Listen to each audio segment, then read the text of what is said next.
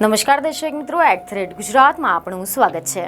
ભાજપ આમ તો હંમેશા જ રાજકારણના કુરુક્ષેત્રમાં સોગઠા રચવામાં માહેર માનવામાં આવે છે અને આ વાતમાં કોઈ શંકાને સ્થાન પણ નથી। જેનું વધુ એક ઉદાહરણ વિસાવદરની વિધાનસભાની પેટા ચૂંટણી માટે ઉમેદવારની પસંદગી કરીને આપી દીધું છે। કારણ કે વિસાવદર વિધાનસભાની પેટા ચૂંટણી એ ભાજપ માટે પ્રતિષ્ઠાનો જંગ બની ગયો છે।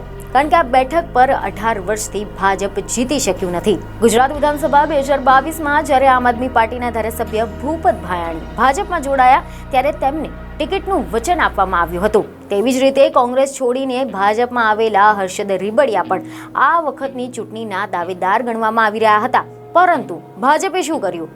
કિરીટ પટેલને ટિકિટ આપીને સૌ કોઈની આંખો પહોળી કરી નાખી હતી।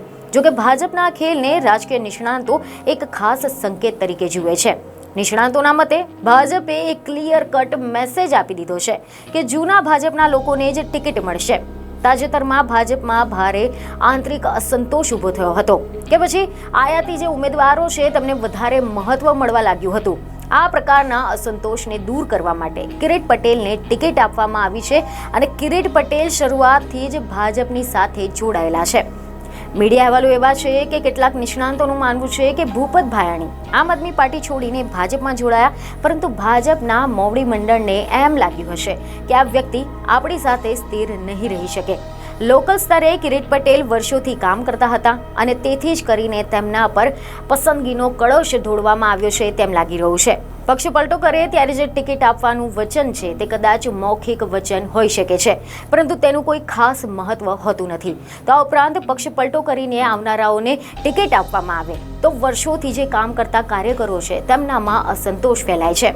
તો બીજી તરફ કેટલાક રાજકીય વિશેષકોનું કહેવું છે કે વિસાવદરની બેઠક એક કાયમ રસાકસીની રહી છે અને છેલ્લે આમ આદમી પાર્ટીની જીત થઈ હતી। તેનો અર્થ એ થયો કે ભાજપ વિરોધી લાગણીઓ તો પ્રવર્તી જ રહી છે અને એવામાં પક્ષ પલટો કરનારાઓને જો ભાજપે ટિકિટ આપે તો તે ભાજપને નડી શકે તેમ હતું। ભૂપત ભાયાણી કે પછી હર્ષદ રીબડિયાને કોઈ પણ કારણ વગર તો પક્ષમાં નહીં જોડવામાં આવ્યા હોય તેમને આગામી ચૂંટણીમાં ટિકિટ આપવાનું વચન તો આપવામાં જ આવ્યું હશે, અથવા તો બીજી કોઈ સોદાબાજી થઈ હશે, અથવા તો કોઈ લાલચ આપવામાં આવી હશે।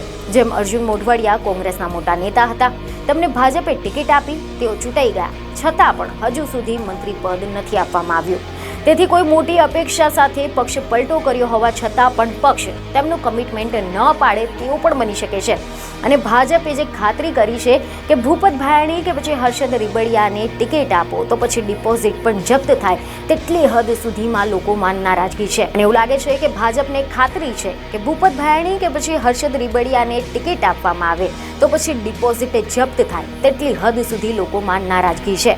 તેથી જ કરીને તેમને નવો ચહેરો પસંદ કર્યો છે। બીજને ખબરો સાથે ફરી મળીશું। ધન્યવાદ।